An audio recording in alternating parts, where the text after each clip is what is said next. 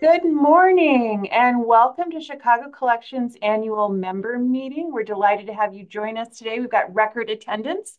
I'm Ellen Keith and I'm the board chair of CCC and I'm the director of research and access and chief librarian at the Chicago History Museum, which is one of CCC's governing members. In our time together, you're going to be delighted to hear from our speaker, Sherman Dilla Thomas, and I'll share some of our accomplishments of the past year. We are recording today's webinar and we'll be able to post it on the website. And we have a really full program. So I'm going to move ahead so we have time to hear from Dilla. So again, welcome. I'm going to start with our land acknowledgement. Chicago Collections Consortium acknowledges and is grateful for the Native peoples who laid the foundation for the city of Chicago and for the diverse Indigenous nations that reside in Chicago today. When you visit our member organizations and when you experience Chicago's outdoor space, we invite you to join in offering respect and gratitude to the many Indigenous peoples that reside in the Chicagoland region, as well as their ancestors. So just a brief snapshot of our agenda. After Dilla speaks, we'll talk about our members. We'll do some recognitions. We have an in remembrance. We have an election. We have a year in review. We have explore. We have what's next. Talk about our strategic plan. We'll probably encourage you to email us questions because we won't have too much time for questions, and then we will adjourn. I am delighted to welcome Sherman Dilla Thomas, Chicago's urban historian, and I won't say any more. I'm just going to let him speak for himself. I'm going to stop sharing so you can have the benefit of seeing him.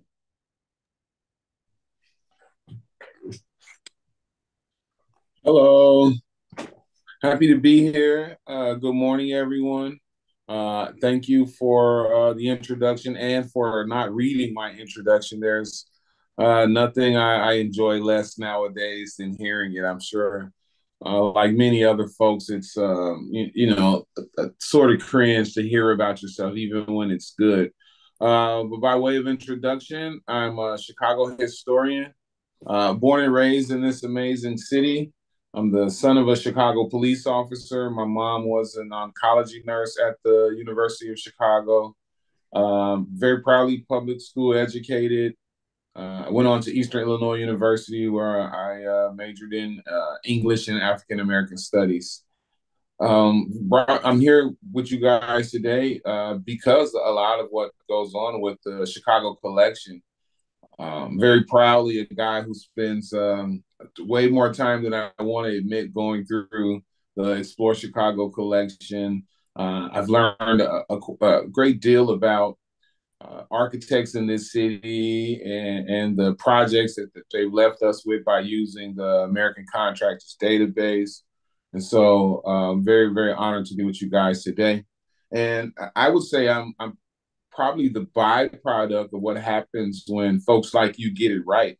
When a person who's naturally curious, who cares about the history of a space and the people from that space, when people like me have access to archival information, when we have access to pictures that show what the built environment looked like before my time, it provides inspiration. I've started a social media platform where I tell the stories of Chicago, designed to really highlight the city and view Chicago as an asset. I'm sure most of you on the call today at some point have had the mispleasure of having someone who isn't from Chicago speak about Chicago. And in a lot of instances, they mention, some of the not so great things that occur here, and then most of the times they're even exaggerating that point. And using archival information, archival photos, being able to go down to the Chicago History Museum and go through the collections, it's enabled me to tell our joint stories. And I found that our stories are what connects us and what inspires us because through the tapestry of Chicago history, we're pretty much all connected. One of the things that I've learned via the Chicago collections is how the Hutchinson family was able to do some amazing things. So in our history, we had a gentleman by the name of Joseph Hutton.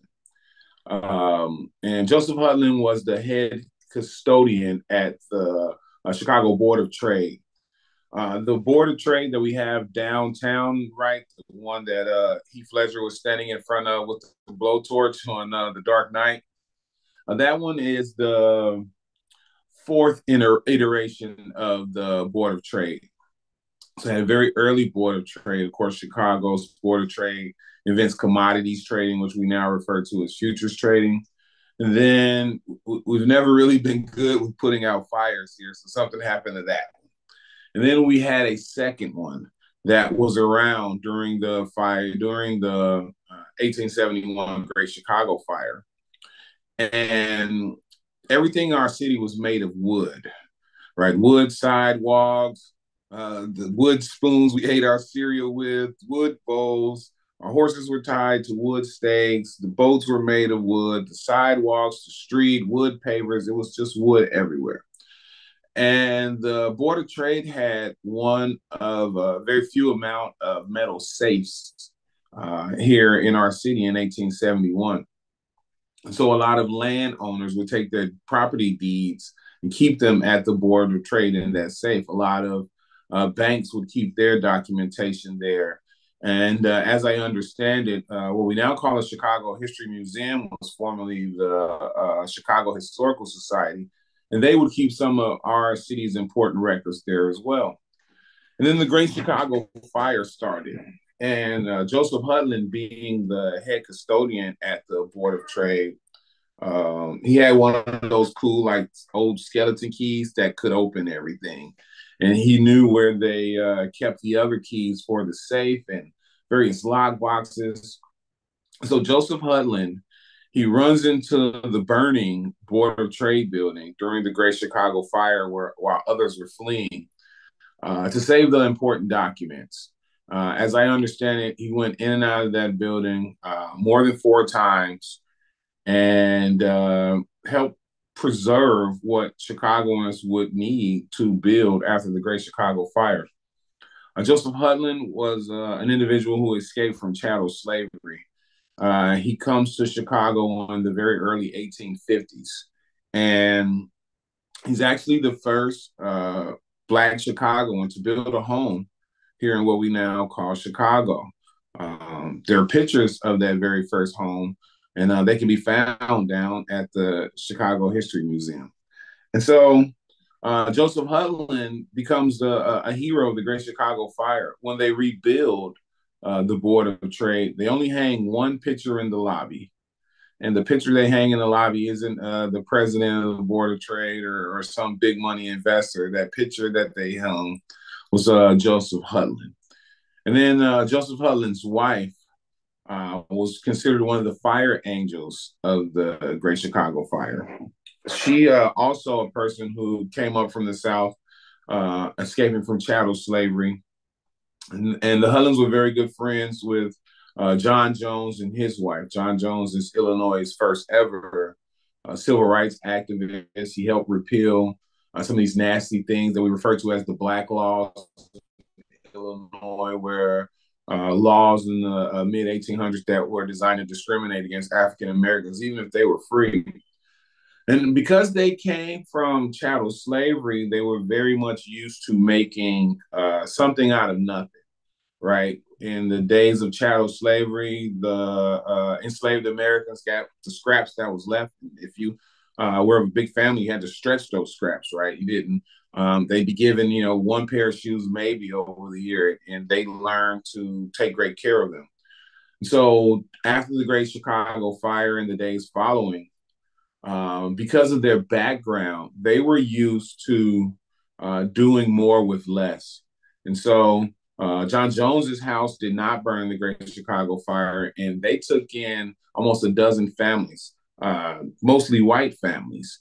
And the Hudlins, it's almost like the story of Jesus and the 2 loaves of bread and the fish, able to feed thousands, right?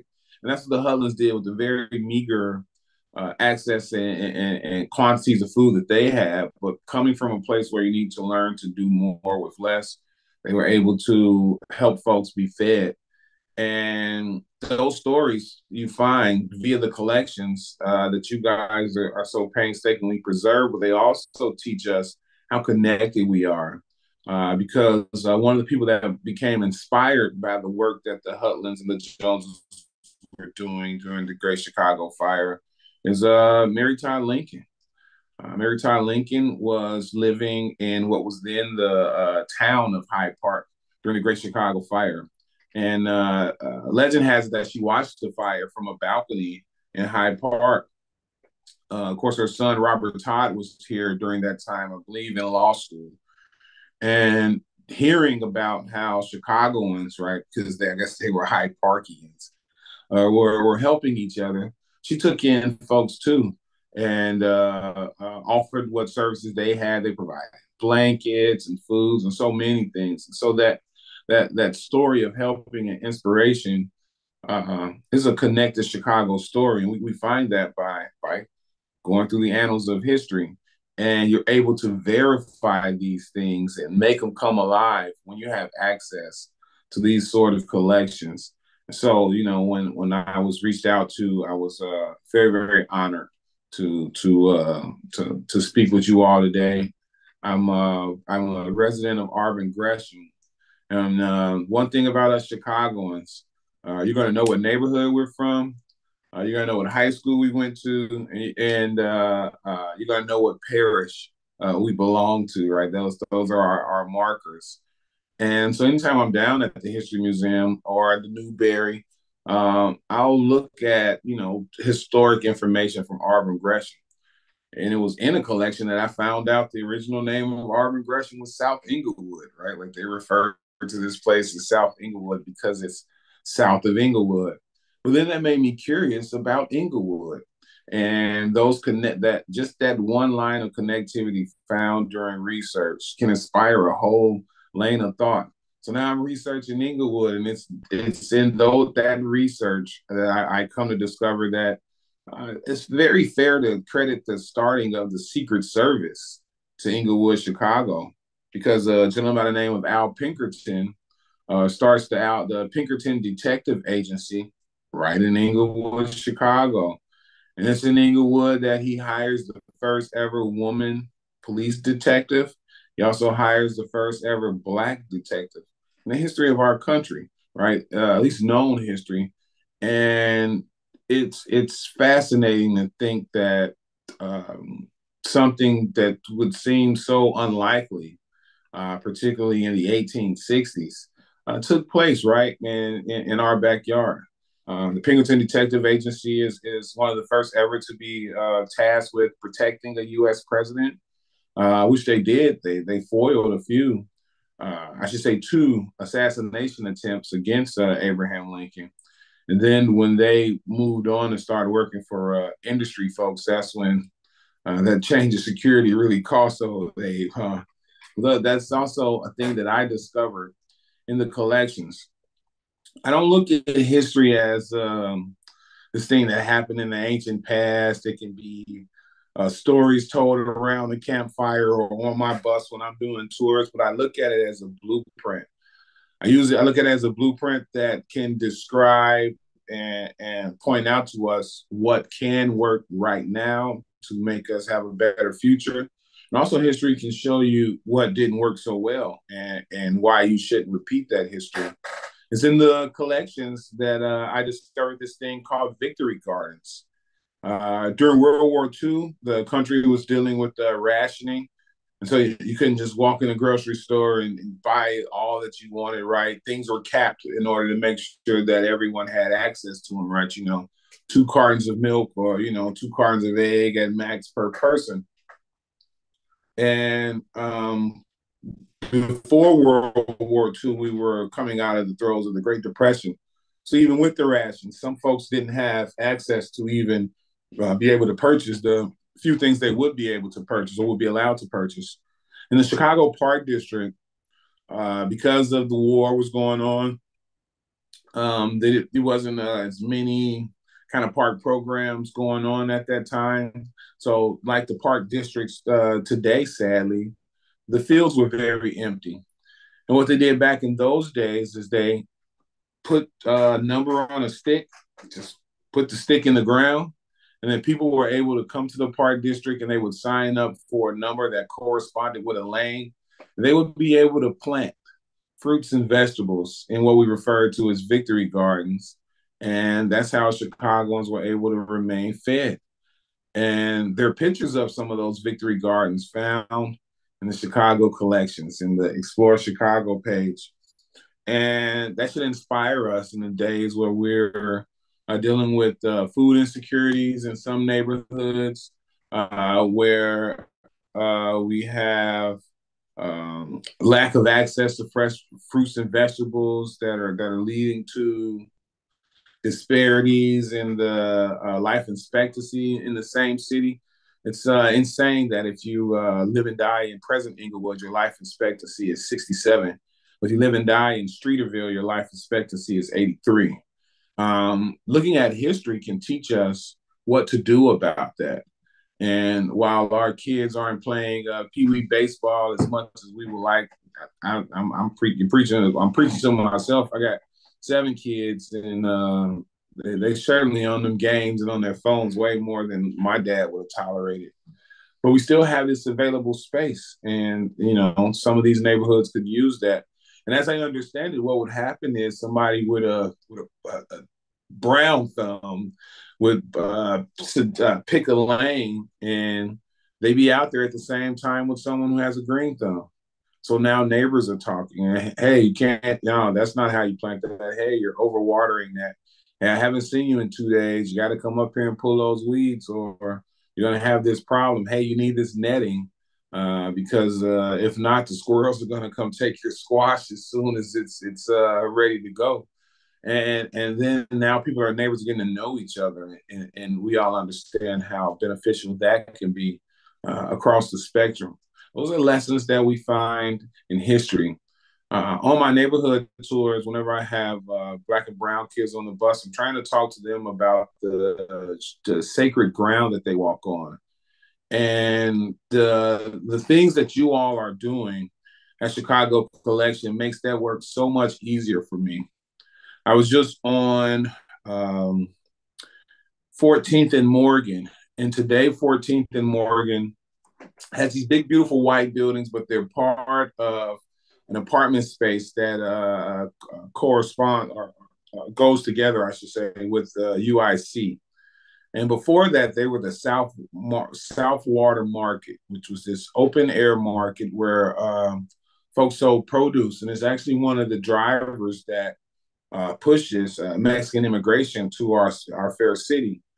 And Mexican Americans would go out to places like Downers Grove, or they would go out to places like Plainfield before Plainfield had people.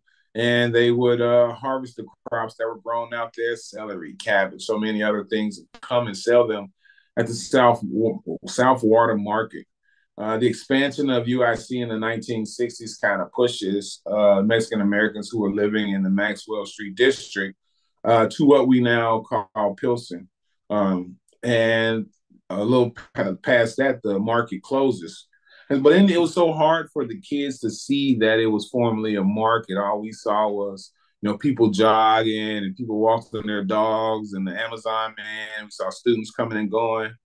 And I said, hold on one moment. And I went to the Chicago collections. I simply typed in South Water Market, and pictures popped up.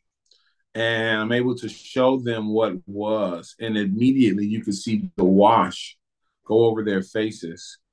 And it makes my job as a historian that much better and that much easier. I use history and I use collections to teach people that the blueprint to finding out what they want to be in life can be found through history. You may not think that groundbreaking authors come from Chicago until I show you what the houses on Humboldt Boulevard and Logan Boulevard used to look like. And I tell you that right about Black Hawk in Humboldt or Sacramento, a guy by the name of Frank Baum lived there, and he wrote a book that went on to change the world. And then that book became turned into a movie. And that movie is one of the first full color movies in the history of our country. And they're waiting, they're waiting, they're waiting. I say, yeah, Wizard of Oz was written in Chicago, and boom, does it inspire them, right? And then not just that, then you can check out other authors and their works. I'm amazed when I hear that when Chicago luminaries pass on, they give their collections to places like the Chicago Public Libraries, and the Newberry, and the Chicago History Museum. A gentleman by the name of Howard Sappho helped start the African American Police League. The African American Police League was a union inside of the Police League union for African American police officers, particularly in the 50s and 60s. Black cops, one would most times, often, be only assigned to Black neighborhoods. They would be discriminated against when it came to promotions. You'd have a Black officer literally with a law degree, and he wouldn't make sergeant, but someone else less qualified for him would. So it starts off as the Afro American Patrolman League, and eventually becomes the African American Police League. And Howard Sappho one time saw two white officers beating a Black man that he knew. And not only did he know that man, but he knew the reputation of that man, and knew that it was probably a very solid chance that what was happening wasn't warranted. So, because of that, he intervened. And as punishment for doing the right thing, he was assigned to an alley for 6 weeks. He had to walk up and down one alley for 6 weeks. I often wondered, what was he thinking during those days? Well, because of collections, I don't have to wonder. At the Vivian Harsh collection, at the Carter G. Woodson Library on 95th Street, they have his papers, and he wrote, about that experience. And I was able to go read those papers, and I'm able to read the papers of Tamil Black, who was a Chicago historian who lived to be 102. Bronzeville is very much popular nowadays, and we're learning more about the impact that Bronzeville has had on our country. And a lot of the information that we are learning about comes from two people, pretty much: Tamil Black and a gentleman by the name of Dempsey Travis. And that's because they were first person witnesses for all that greatness. Dempsey Travis, born in Chicago in 1918, and Tamil Black, born in Alabama, but moves to Chicago when he's about 8 months old, also in 1918. And it's from them we get the stories of Harold Washington as a high school student, Nat King Cole as a high school student, Red Fox as a high school student, Dana Washington as a high school student. And if you're like me and you're working on something, then maybe you want to see them as high school students. Well, in the collections, there's also access to the yearbooks of Wendell Phillips and DuSable High School, and so many other of our great high schools found in collections. And to see people that have changed the world in their teenage state, um, one is quite hilarious, but two, it's the tool that can be used to inspire other teenagers. As a middle-aged Black dude, every day I'm learning that everything I do is to prepare those who are coming up behind me. And the more I study history, the more I learn that change makers aren't necessarily ever as old as I am, right? They are typically very, very young. Ida B. Wells, when she moved to Chicago, was very, very young when she invited Frederick Douglass to the World's Fair to protest against the fact that there was no a true exhibit that showed Black American life at the Columbia World's Exposition. I'm able to see pictures of her young via the Explore Chicago collections. And I'm able to see pictures of Harold Washington. I'm able to see pictures of Jane Byrne. I'm able to see pictures of Jane Addams. It's one thing to drive by the Hull House, but to see the former Hull House settlement, see how expansive it was, and you see the good deeds and the good things that come from our city. It makes it so palatable and so changed. It makes it where you can feel it. And while I understand that that things cost money, conversions cost money. Anytime we're able to move from around a paywall, it makes the information more accessible for all. The folks who can actually afford to pay for most of the repositories on a large level are probably the people who are going to have the least amount of impact with that information. Those who stand with the ability to change the world are probably going to most of the times be the people who least likely can afford access to that information. Through the Chicago Public Library, with just a library card, you get access to ProQuest. You get access to all of the various newspaper archives here in our city. Sometimes the Tribune is a little slanted in there. If you're reading an old story, you certainly can see whose side they're on. But they have so much information in that story that it allows you to take some of those names and some of that information and do research to get the other side of the story. And that helps you to paint a complete story about what Chicago was and what Chicago can be. And I think that that's why we're all doing this type of work. I think that that's why the Chicago collection exists. We know that as much as I love Chicago, there are some challenges. And sometimes we have leaders who are in charge who think it's a good idea to allow them to knock down Robert Todd Lincoln's mansion, right? Which was not a great idea. And sometimes, Chicago would much rather knock a thing down and then put a sign in front of it and say it was there than to actually preserve that thing for generations. Um, that's very painful, but these collections give us a glimpse of what was there. There are we look at things just what's the now vacant lots of the Ida B. Wells housing projects, and without the collection, the narrative could be that the Ida B. Wells was just this negative place, and it was a housing project. Bad things happened, so we knocked it down as a good thing. And unless you have access or are aware of the Chicago collection, you don't get to see how the Ida B. Wells would win Garden of the Year for the city. And it was built for returning Black World War II veterans. You don't get to see how nice it was, and you don't get to see how expansive it was. We talk about the displacement of folks. You can see that there were 15,000 people living there, and you can see through the images that they cared about their community. That's what collections offer us. It offers us a glimpse back to what was.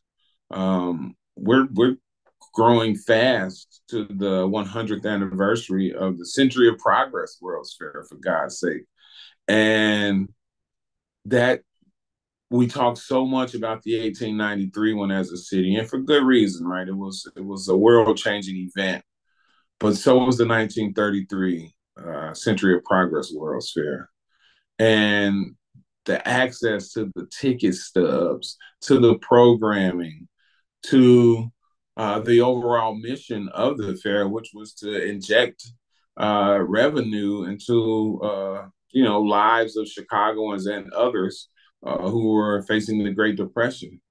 I was with my kids down at Disney, and I must get this look on my face when I'm getting ready to tell them that something comes from Chicago, because you can kind of feel them bracing for it.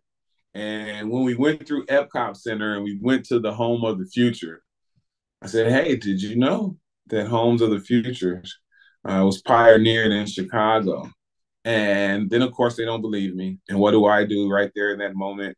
I'm so much on the Explore Chicago page that if I just type E, then Google knows where we're going and it takes us there immediately. And I'm able to show them those things. And it's so powerful. It's so powerful to show young Filipinos that we had a burgeoning Filipino community here for quite some time. It's so powerful that instead of throwing away boxes of images, we now have a place here in Chicago where we can take these things, or they'll be preserved. I'm sure many of the pictures from the various Chicago parks. The Park District has an amazing archive that shows, what Easter Sunday looked like in the 1950s, and the oh man, the paper mache Halloween costumes that certainly way simpler than what my kids are making me buy. But you get to see those things, and it's almost like you're there, and you can use it to show your children that perhaps if you're someone who isn't able to jump on Amazon and buy them whatever costume they want, well, you can use the collections to show them that there are still folks looking very happy, bobbing for apples and trick or treating in a paper bag, basically that's colored in, right? Like the things that this collection is doing for our city is amazing. We don't get to, though we vote and participate civically, sometimes we're left with leaders who don't appreciate history, and they think the best thing to do for the future is to get rid of the old and build the new. And it's spaces like this that know that that's not the right thing to do. It's spaces like this that know that there is a world of and. We can have the old and the new. We don't have to get rid of the old to have the new. There are places there. This space offers us the ability to see what the world looked like without expressways, right? And to see that transit focused city is possible. To see the street trolleys in action, and how that was an innovative form of moving around, is inspiring a new change as it relates to transit rights here in our city. I was at Elevated Chicago Symposium, and they sure enough was using the old images from the Explore Chicago to drive home their point on how we can make a better future. I'm very proud to be a part of this growing cohort of Chicago preservationists and archivists who understand that it's not written down or on film in 50 years to want to be able to say it didn't happen. And none of us benefit by trying to get rid of a thing. Sometimes some of the things that we're preserving aren't beautiful. There are some letters that I found in various collections that speak to land sale contracts. There are some letters that I found in collections that speak to the restrictive racial covenants. I'm in Auburn Gresham right now, and Auburn Gresham Realty Board in 1933 was threatening to put out any realtor and take their license if they sold or rented any homes in this area to Negroes, right? And seeing that doesn't always feel good, but seeing it allows me to understand that I can never let it happen again, and that I need to make sure that I'm doing the best I can to keep people informed so those type of things don't bring themselves back. Um, I was very honored to be asked to go speak at Yad Vashem, which is the International Holocaust Museum in Jerusalem, maybe about 3 years ago. And I was there to talk about the Black liberators of World War II. There were, including Tamil Black, several Black platoons were the first to arrive at Buchenwald, and they were able to repel the Germans, and that freed that particular concentration camp. And that was also the first time a bunch of soul brothers from Chicago saw some Polish Jews before. And that was definitely the first time Polish Jews saw dudes with mini afros from the south side of Chicago. But many of them formed lifelong friendships after that day. And I was there to tell that story. But the first thing that you see when you walk in Yad Vashem is the sign that says they burned the books. Because the first thing that we all know happened was burning of books and removing of certain literature. And we're seeing that happen all across our country today, which is a bad thing. I'll spare you my political diatribe. But what's not political about it at all is that If we allow ourselves to get rid of the collections, if we allow ourselves to get rid of archival information and news archives, uh, then we're setting ourselves up to a dark future. And more importantly, if folks in 2030 don't have access to these archives because they can't afford them, because they're behind a paywall, because we're not funding spaces like Chicago Collections to continue with technology, then we're pretty much doing the same thing. And that's why it's important that, anytime I go down to the Newberry or I go down to Chicago History Museum to get something, one of the things I find amazing is that if something hasn't been digitized yet, but you see it in the collections, you see it, right, it's in this section, and they're able to find it for you. Once you pull it out, you have the option to digitize it. And then that thing that they scan just for you now becomes a part of Explore Chicago because it's gotten scanned. And so what was done for one person, one author, one researcher, one PhD student goes on to help the future doctor or author or PhD student, because once the dude or lady comes out with the white gloves with it, they scanned it for you, and now we're all able to enjoy it. On my neighborhood tours, I have a tour company, Chicago Mahogany Tours. We do neighborhood tours all across the city, with the exception of downtown. If you want a downtown tour, go get on Big Bus. But if you want a neighborhood tour, then Chicago Mahogany offers them. And on the bus, we have television screens. And, one of the things we do is that when I'm in front of the parking lots that's now on 47th and King Drive, I'm able to populate the pictures of the Regal Theater that I've gotten from the Explore Chicago page. And it brings the past to life immediately, right there in that moment. And it speaks to heritage. It speaks to what was there and what could be there again. When I take people through the Prairie Street District, right? And most of those mansions are gone, but I'm able to populate an image of what was there, and it blows people's mind. I can show you the picture of Talia Hall when it was freshly new and what it looks like now, right? I can show you the pictures even when I'm teaching a harsh lesson about how sadly the Park District removed the beaches from Humboldt Park and from Douglas Park. On 2024, it's hard to see that there's a beach behind Douglas Park Fieldhouse. With the images of the Chicago collection, I can prove it for you right in that moment. And it makes young folks want to activate to bring stuff like that back to their communities. And so again, I'm just humbled that what I've recognized is that this all probably started with no money and good hearts and people caring about a thing. Because that's what happened with me. I started a TikTok channel for free. I went to Walmart, bought a $7.99 ring light, and I didn't know how to edit a video. I didn't know how to add a caption. I didn't know anything. I just knew that I wanted our Chicago stories to permeate out in the world. And I certainly didn't know how to acquire a bus. Didn't know uh, a historic grant from a hole in the wall, but I knew I had great intentions.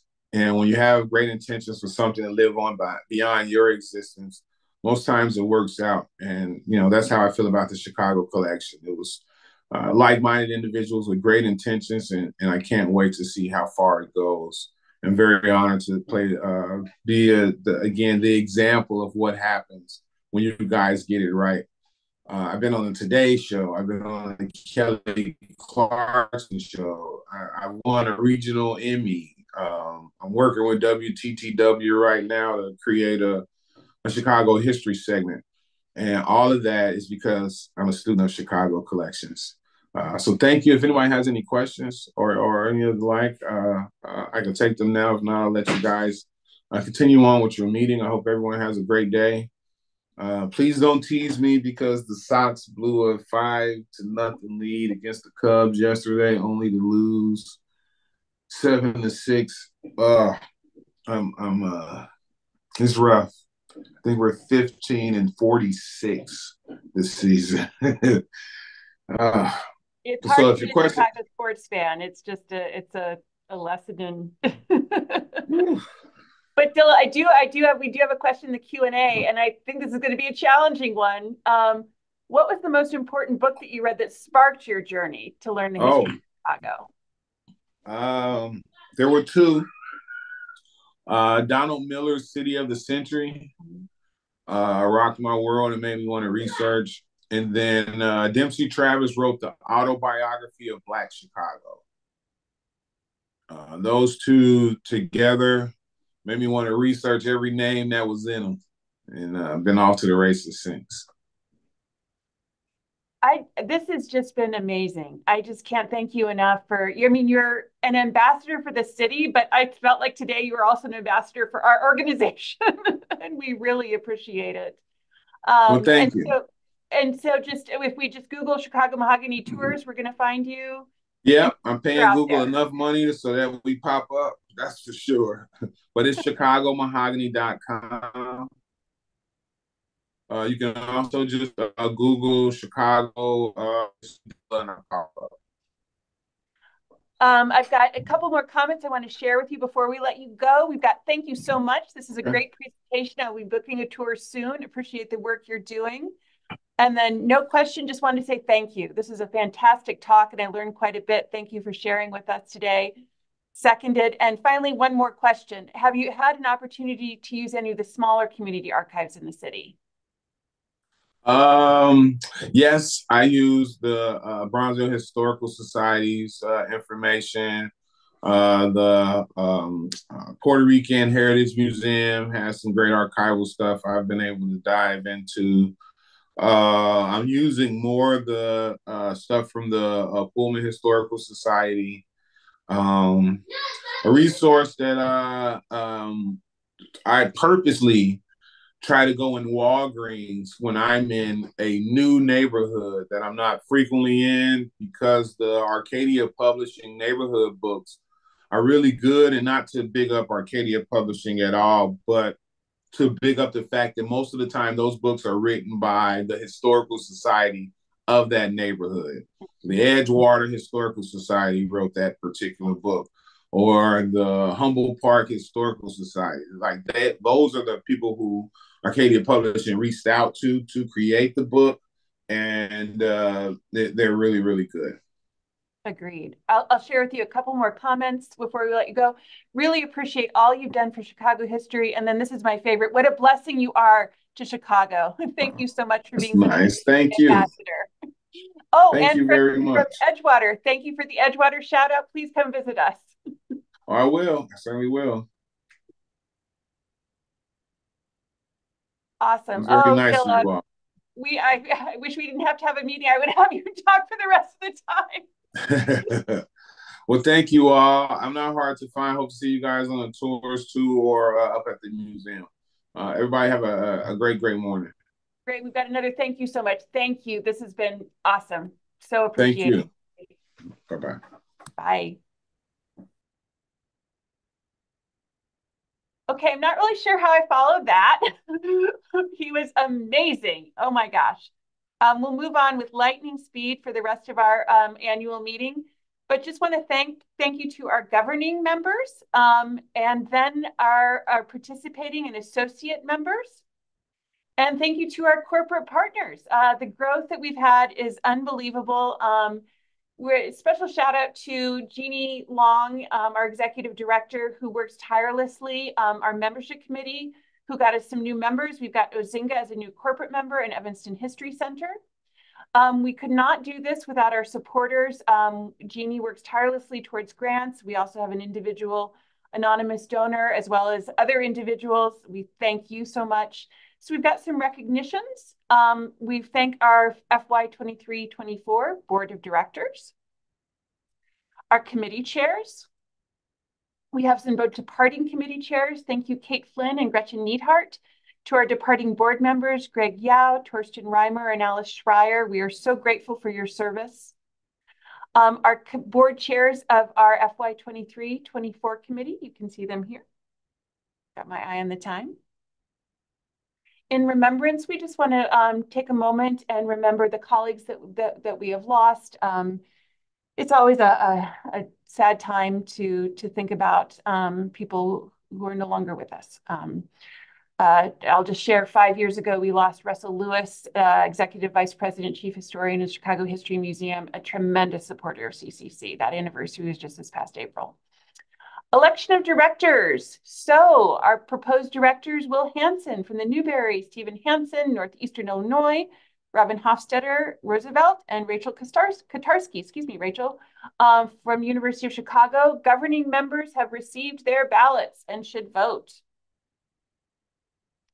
Okay, year in review. This has been a really big year. I say that every year, but it's true. Let me get through what we've done and give us all time. So we just recently had the Making History Come Alive Through Words Poetry Contest, which was co-sponsored by the Poetry Foundation and Chicago Public Library. Those poems, this is the 3rd year, those poems should be up on our website soon. Young high school students inspired by images they found and explored, just like Dilla. We hopefully have a future Dilla. Those were amazing poems. Jeannie and I were just there last week. These young students are just inspirational. Our wonderful partnerships that we have.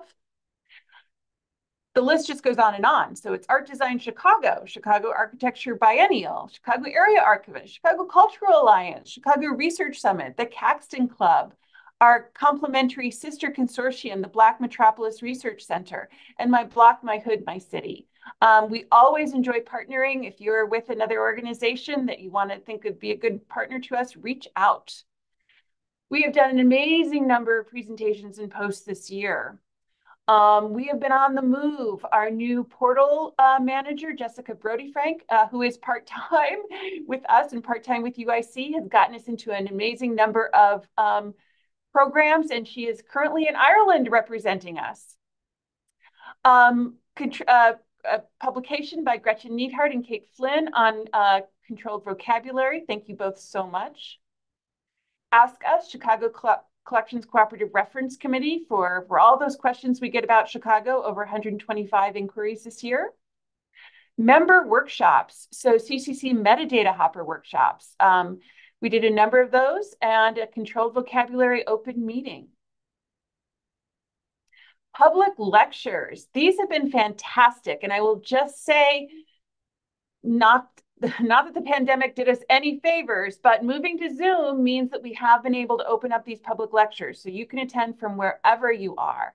So we had Eric Rebane on Nathan Leopold. We had Thomas Leslie and Lee Bay on the Chicago skyscraper. Deborah Caldwell Stone, this is a partnership with the Caxton Club, on the Freedom to Read Foundation. Thinking of what Dilla was talking about book bans, we were very fortunate to talk to our new Secretary of State, who's also the state librarian, Alexi Giannoulias, who's put forth a bill that had passed that went into effect in January on book banning, that you can't, or you're not going to get public funds. A discussion with author Ryan Chester, we were able to partner with the Chicago Architecture Biennial and the Friends of Chicago River. A wonderful conversation with Avery R. Young and the last year's winners of our Chicago Poetry Competition. Avery also spoke last week at the awards. He did a poem based out of the young poets' poems. Avery is fantastic. If you get a chance to see him speak, you should. Chicago's Modern Mayors, from Harold Washington to Lori Lightfoot. And we continue our conversations with new members. So we had a conversation with Chicago Collections members, the Paul and Jean Harris Home Foundation. It's the anniversary of Leopold and Loeb. So we had a partnership with the Newberry for their program. You could attend live, but you could also attend on Zoom. Another public lecture at the Newberry, Jill Gage, Bits and Bobs, Extraordinary Collections of Artist Books at the Newberry, co-sponsored with Art Design and the Caxton Club, as well as the Newberry. And our most recent conversation with Chicago Collections, one of our newer members, the Office of the City Clerk. So Matt Messbarger, the archivist for the city clerk's office, spoke with us. And then the crown jewel of our organization is our portal, which we know Dilla is a fan of. So our stats, 64,000 users, 152 countries. This is amazing. 285,000 site views, and the increases. So we've got 25% increase. The top search was Chicago in the year 2000, which is a fantastic collection from member UIC. The average engagement time, so we've got 88% from the US out of the 152 countries, 27% from Chicago. We've got English language, a little Spanish use, a desktop and a mobile use. It's amazing that we were able to collect these stats, and we really thank Jessica Brody-Frank for all her work to break down the users of Explore. What is new? Some new things from UIC. Also UIC and Democratic National Convention this summer. What's next? We were fortunate to do our next strategic plan, which we got approved last year, but we had a wonderful team of our task force, Rachel Cole from Northwestern, Greg Yao from Center for Research Libraries, and Alice Schreier, retired from the Newberry, were our task force along with Jeannie Long, who got us into our next phase after our 10-year anniversary. Some upcoming member workshops. We've got a metadata hopper workshop, June 24th. And we are always looking for new members for our committee. So join a committee. So talk to your colleagues, talk to your new staff members, and encourage them to join a committee. Share with us on social media. We continue to work on Twitter, X, but we've got a great Instagram presence and Facebook, and of course, Explore. Oh, questions. It looks like, I'm a fast talker. We do have time for questions. Let me see. Q&A is probably still with Dilla. We've got thank you so much and thanks. But if there are any questions we can take live, happy to take them. Oh, sorry, this is the answer earlier. Yes, this recording will be available. It is recorded and it's going to be posted on the website. Jeannie, I think it goes out via email as well to participants who registered. Yes. Perfect. Okay. Anything else for the good of the order? Boy, I'm a fast talker. I hope you all got that this was an amazing year for Chicago Collections Consortium. We came off of our last year, which is our 10-year anniversary, and we just keep getting better and better. Oh, great. If I'm a staff member at if I'm staff at a member sponsoring organization, do I have full access to the collections? Explore portal is free and open to search. And when you find an item at a collection at a member repository, just reach out to that repository. Speaking from Chicago History Museum, we're free and open to the public. So yes, you certainly have access to what we've got. Yes, great. And I loved, gosh, I was so inspired hearing Dilla just use the portal to answer these questions for his kids, for his tour groups. I mean, this is just, he could not be a better ambassador for us as well as for the city. All right. Well, I really appreciate this. The star of the show really was Dilla, and we are so grateful to him. Look forward to seeing what he's doing next. Sign up for his tours. And we thank you all for yet another wonderful year, and we will see you next year.